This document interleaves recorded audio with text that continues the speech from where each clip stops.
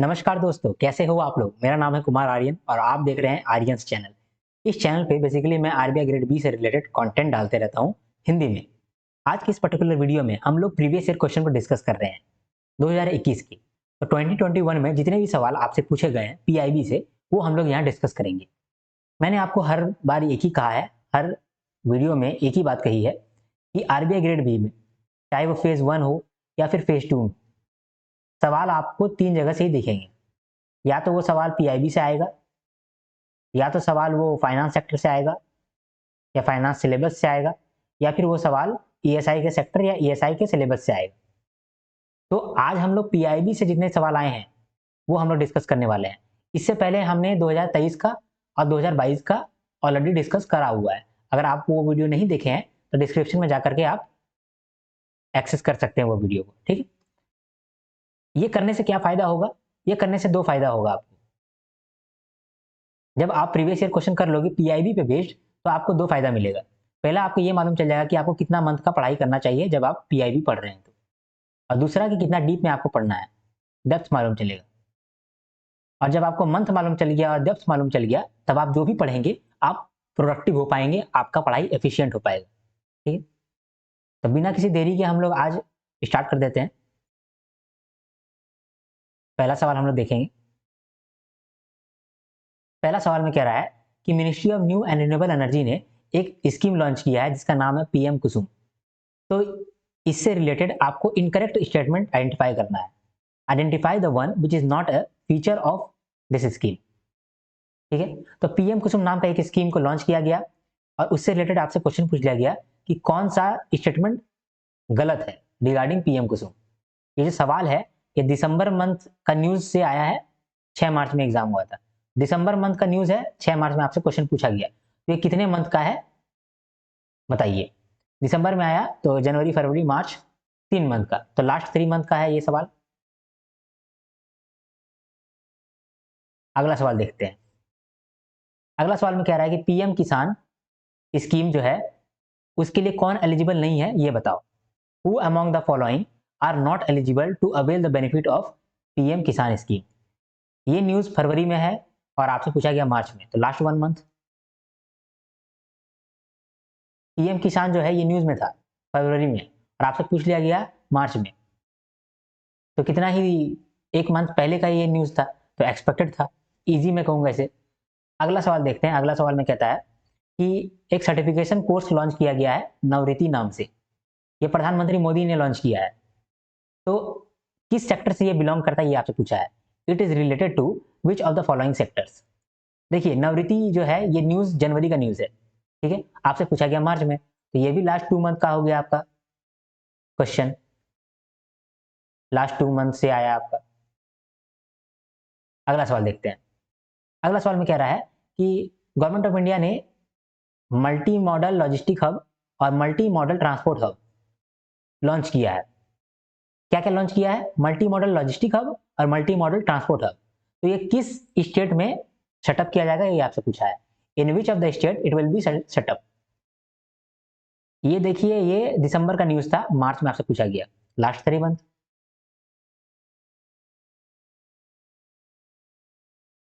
अगला सवाल देखते हैं। अगला सवाल में कह रहा है कि नेशनल एजुकेशन पॉलिसी के तहत गवर्नमेंट ने new national education policy launch किया, तो इसके अकॉर्डिंग ग्रॉस इनरोलमेंट रेशियो क्या होगा। तो ग्रॉस इनरोलमेंट रेशियो का टारगेट क्या होगा? रेशियो का टारगेट क्या होगा? 2 सेक्टर के लिए पूछा है। एक तो प्री स्कूल से 10th तक के बच्चों के लिए, pre school to class 10th, और दूसरा हायर सेकेंडरी लेवल, ठीक है, हायर सेकेंडरी लेवल। तो ग्रॉस इनरोलमेंट रेशियो का कितना टारगेट है, कितना टारगेट रखा गया है न्यू नेशनल एजुकेशन पॉलिसी के अंदर, वो आपसे पूछा है। तो pre school to class 10th के लिए क्या ग्रॉस इनरोलमेंट रेशियो है और हायर सेकेंडरी स्कूल के लिए क्या ग्रॉस इनरोलमेंट रेशियो है वो आपसे पूछा है। सितंबर का ये न्यूज था, मार्च में आपसे पूछ लिया गया। तो ये कितना हुआ? अक्टूबर, नवंबर, दिसंबर, जनवरी, फरवरी, मार्च, लास्ट 6 मंथ। लेकिन फिर भी मैं इसे बोलूंगा कि ये बहुत एक्सपेक्टेड था। क्यों?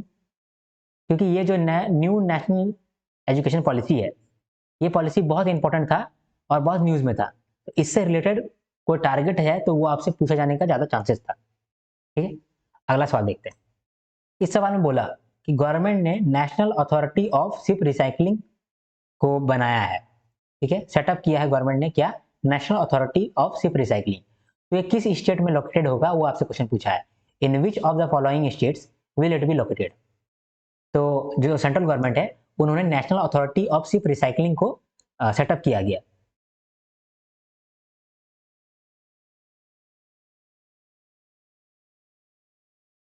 इस सवाल में कह रहा है कि गवर्नमेंट ने सेटअप किया है national authority of ship recycling, जिसके अंदर जो शिप होते हैं उसको रिसाइकल किया जाएगा। तो ये जो अथॉरिटी है ये कहाँ पर लोकेटेड होगा ये आपसे पूछा गया। In which of the following states it will be located. ये अक्टूबर मंथ का न्यूज था, आपसे मार्च में पूछा गया, तो लास्ट 6 मंथ का ये न्यूज है, तो ये लास्ट 5 मंथ का। अगला सवाल देखते हैं। अगला सवाल में कह रहा है कि वुमेन का जो सेल्फ हेल्प ग्रुप आप इतना सुनते हैं ये किस स्कीम से रिलेटेड है? The women self help group coming together on a basis of mutual affinity is the primary building block of community institutional design of which of the following schemes being run by government of India। ठीक है, ये भी अक्टूबर का news था, मार्च में आपसे पूछा गया, तो ये भी लास्ट 5 मंथ का हो गया।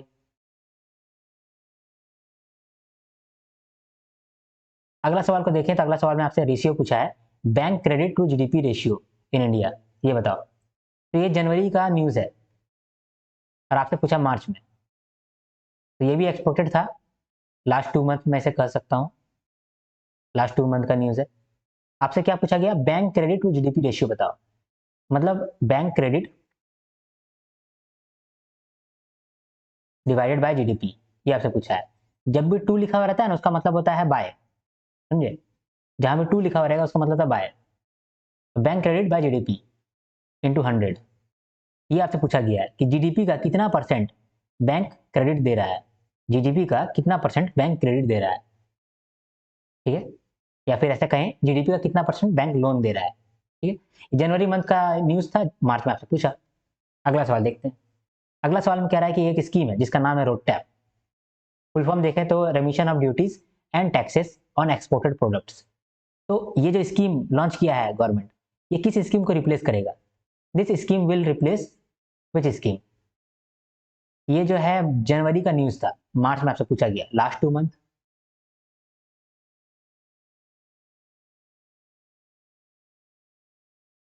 अब इस सवाल को देखते हैं। ये सवाल फेज 2 का है, फाइनेंस का है, यहाँ पर आपको दिख रहा होगा फाइनेंस का ये सवाल है। इसमें पूछा है आपसे कि public sector bank, private sector bank, क्या बोला है इसमें, 1 मिनट में लिख देता हूँ आपको। एक पब्लिक सेक्टर बैंक, ठीक है, प्राइवेट सेक्टर बैंक।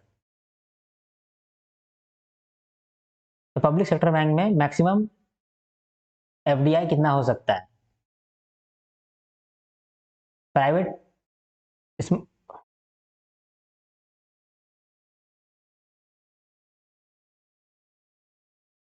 ये सवाल फेज 2 का है, फाइनेंस से आपसे सवाल पूछा गया है। क्या सवाल है एक बार हम लोग पढ़ते हैं। What is the maximum limit of FDI in the government approved mechanism in public sector banks, maximum permissible FDI in private banks and maximum individual stake in bank. तो क्या बोल रहा है एक बार फिर वापस से देखते हैं। बोल रहा है कि जो पब्लिक सेक्टर बैंक है और एक प्राइवेट सेक्टर बैंक, ठीक है, तो बोल रहा है कि पब्लिक सेक्टर बैंक में मैक्सिमम लिमिट ऑफ एफडीआई क्या है। ठीक है, और ये भी थ्रू गवर्नमेंट अप्रूव्ड मैकेनिज्म। ठीक है, ये है गवर्नमेंट अप्रूव्ड मैकेनिज्म। मतलब देखिए एक एफडीआई ऐसा होता है ना जिसमें आपको गवर्नमेंट से कुछ भी बात करने की जरूरत नहीं होता, सीधा आप एफडीआई कर देते हैं। लेकिन एक ऐसा होता है, मान लीजिए कि कोई सेक्टर ऐसा होता है ना जहां पर सरकार नहीं चाहती है कि ज्यादा एफडीआई हो, तो वहां पर बोलती है सरकार कि अगर किसी को भी एफडीआई करना होगा तो हमसे पूछ के करो। तो उस तरह के एफडीआई को बोलते हैं हम लोग गवर्नमेंट अप्रूव्ड मैकेनिज्म। तो आपसे पूछा गया कि पब्लिक सेक्टर बैंक में कितना मैक्सिमम लिमिट है ऑफ एफडीआई, लेकिन गवर्नमेंट अप्रूव्ड मैकेनिज्म के थ्रू। उसके बाद बोला कि प्राइवेट बैंक में मैक्सिमम लिमिट ऑफ एफडीआई क्या है,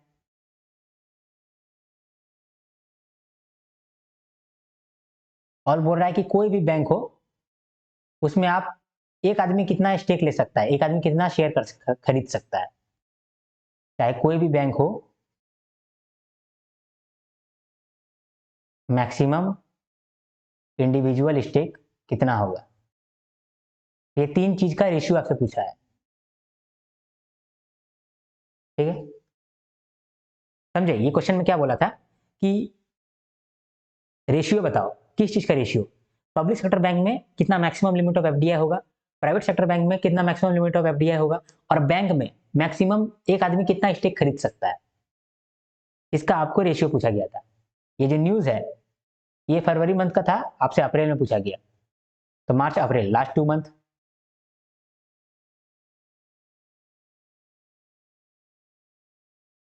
और एफडीआई बहुत इंपॉर्टेंट है, एफडीआई जो है वो सिलेबस टैग में भी है, तो इसीलिए आपसे ये सवाल पूछना बनता था, तो आपसे पूछ लिया गया। अगला सवाल देखते हैं। अगला सवाल ईएसआई से है। इसमें आपको एक पैसेज दिया गया अर्बनाइजेशन स्कीम को लेकर के, और आपसे 5 सवाल पूछ लिए गए। हम लोग सीधा सीधा क्वेश्चन को डिस्कस करते हैं, ठीक है। अर्बनाइजेशन स्कीम के अंदर अमृत 2.0 से रिलेटेड आपसे सवाल पूछा गया, ठीक है। ये जो न्यूज है ये फरवरी मंथ का था।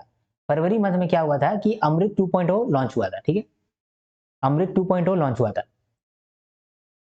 इसी से रिलेटेड आपसे सवाल पूछ लिया गया। अमृत 2.0 स्कीम लॉन्च हुआ था, इसीलिए आपसे सवाल पूछ लिया अप्रैल में, ठीक है। अमृत का फुल फॉर्म क्या है, Atal mission for rejuvenation and urban transformation. तो चलिए पैसेज के रिलेटेड आपसे 5 क्वेश्चन पूछे गए, 2-2 नंबर के, हर क्वेश्चन के एक बार देख लेते हैं। पहला सवाल पूछा कि अमृत स्कीम के अंदर सैप का क्या फुल फॉर्म है, what is the full form of SAAP, SAAP SAAP under AMRUT scheme. अगला सवाल पूछा कि अमृत स्कीम के रिगार्डिंग इनकरेक्ट स्टेटमेंट बताओ, which of the following is not correct regarding the purpose of the scheme referred to in the paragraph.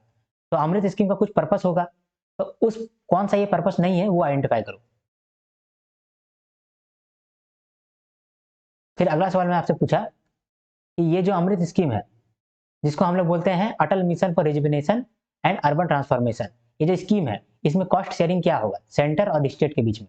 Cost sharing का मतलब पैसा कौन देगा, ये जो आपको स्कीम है, ये स्कीम के लिए पैसा कौन देगा, सेंटर देगा और स्टेट देगा, दोनों देगा, कितना परसेंट देगा, कितना परसेंट शेयर करेगा कॉस्ट, वो आपसे पूछा है।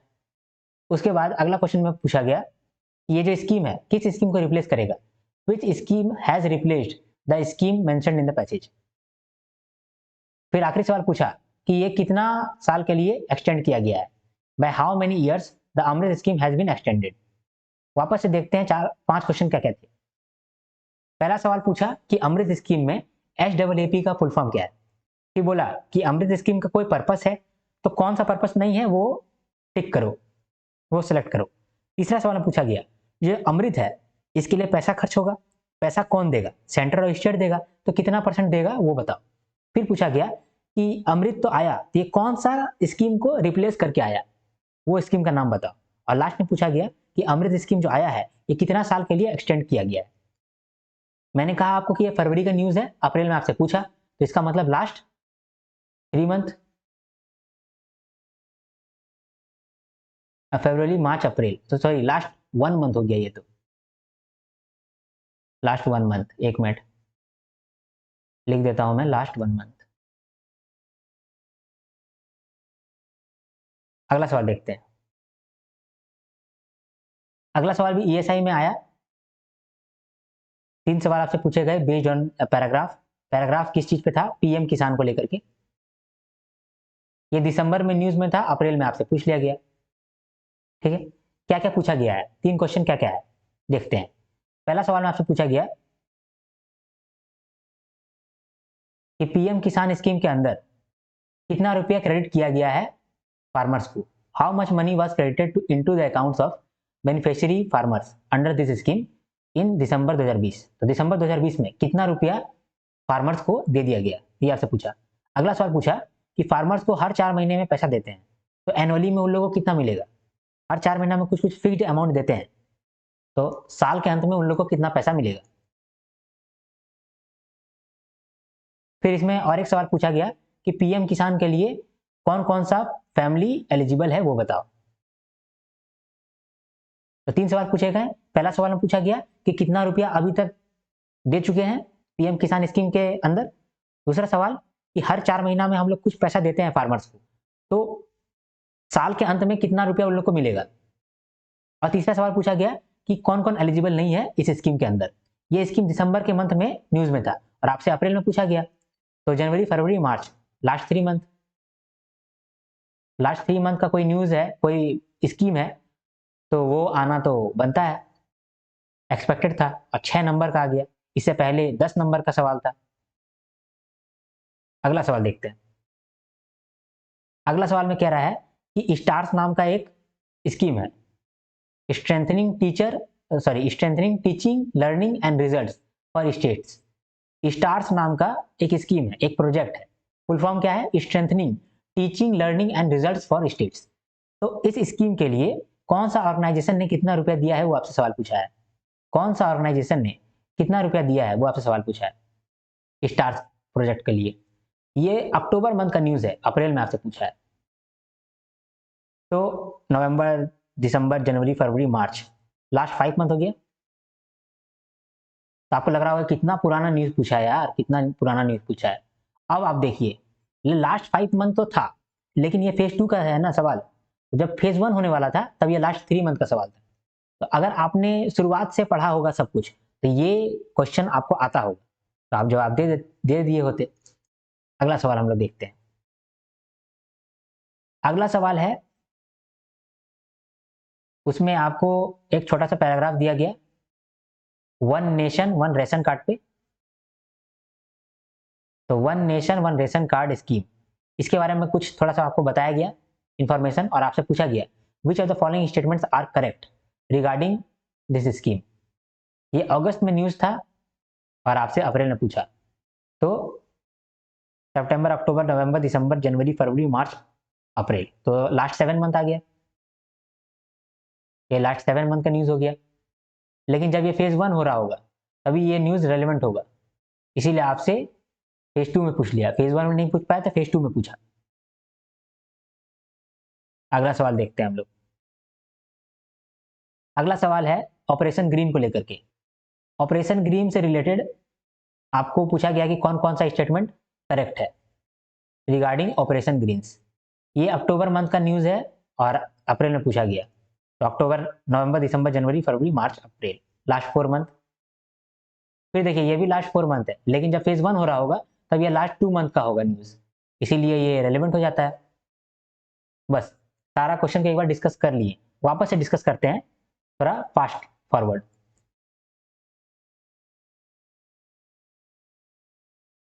पहला सवाल देखते हैं।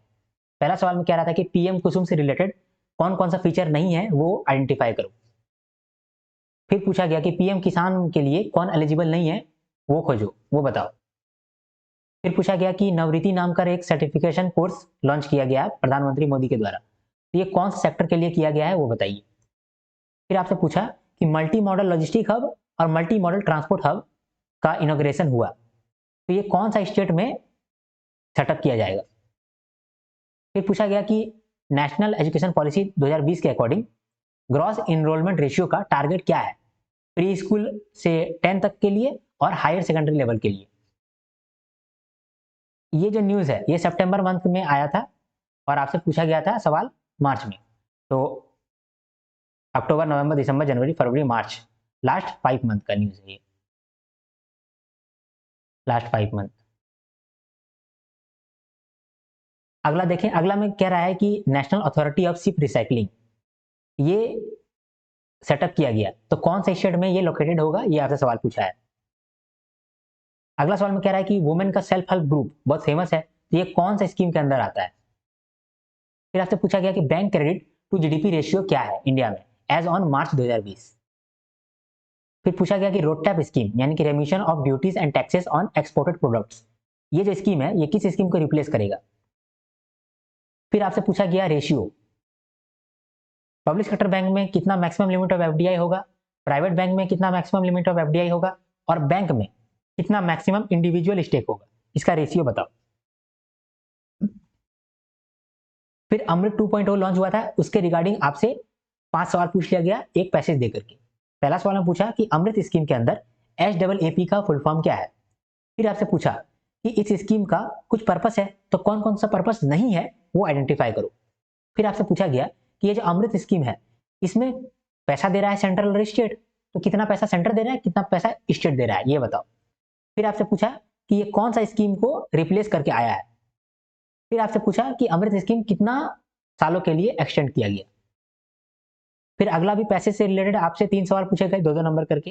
पहला सवाल पूछा गया कि पीएम किसान स्कीम में कितने लोगों को, कितने बेनिफिशियरी फार्मर्स को पैसा दिया गया है और कितना रुपया दिया गया है। दूसरा क्वेश्चन पूछा कि हर 4 मंथ में पैसा देते हैं कुछ फिक्स्ड, तो साल के अंत में कितना रुपया उन लोग को मिलेगा। और तीसरा सवाल पूछा गया कि कौन कौन एलिजिबल हैं इस पीएम किसान स्कीम के अंदर, वो आइडेंटिफाई करो। फिर आपसे पूछा गया कि स्टार्स नाम का एक प्रोजेक्ट है मिनिस्ट्री ऑफ एजुकेशन का, तो किस ऑर्गेनाइजेशन ने इसे कितना रुपया दिया है वो बताओ। फिर एक पैसेज दिया गया छोटा सा और उससे रिलेटेड आपसे 2 नंबर का एक सवाल पूछा गया, one nation one ration card से रिलेटेड करेक्ट स्टेटमेंट आइडेंटिफाई करो। फिर ऑपरेशन ग्रीन नाम का एक स्कीम है, तो इससे रिलेटेड आपको पूछा गया कि कौन कौन सा स्टेटमेंट करेक्ट है। और इस तरह से सारा क्वेश्चन डिस्कस हो जाता है 2021 में जितने भी सवाल पूछे गए PYQ से। ठीक है, तो अगर आपको मेरा वीडियो अच्छा लगा तो आप मेरे वीडियो को प्लीज लाइक कर दें और शेयर करें अगर आप कर सकते हैं तो, और सब्सक्राइब करें, क्योंकि आगे आने वाले वीडियोस में आपको बहुत अच्छा अच्छा कंटेंट मिलने वाला है आरबीआई ग्रेड बी से रिलेटेड। आपको ये जो PDF है वो आपको टेलीग्राम पे मिल जाएगा। टेलीग्राम में आप अगर सर्च करोगे कुमार आर्यन टेलीग्राम पे जाकर के आप इस PDF को ले सकते हैं। अगर आपको मेरा वीडियो अच्छा लगा तो आप प्लीज़ थोड़ा सा कमेंट करें, क्योंकि आपका एक कमेंट मेरा पूरा दिन बना देता है और मैं पूरा खुश हो जाता हूँ। तो आपको अगर थोड़ा सा भी फायदा मिल रहा है और आपके पास टाइम है तो आप प्लीज़ कमेंट करें। जब तक के लिए हम लोग नेक्स्ट वीडियो नहीं लाते हैं तब तक के लिए हर हर महादेव, शंभू शंकर।